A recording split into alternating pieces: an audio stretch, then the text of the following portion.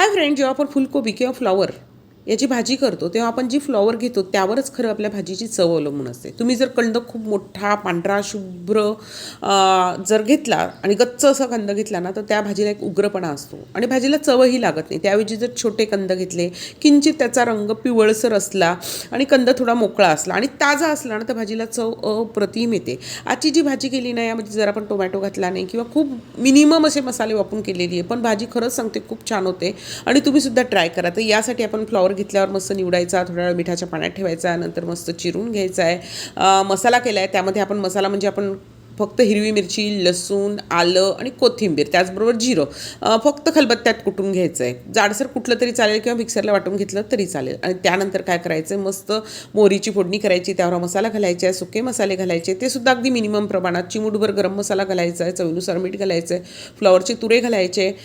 हवा असेल तर पाण्याचा हबका मारा आणि झाकण ठेवून मस्त भाजी देऊया. अप्रतिम अशी भाजी तयार होते.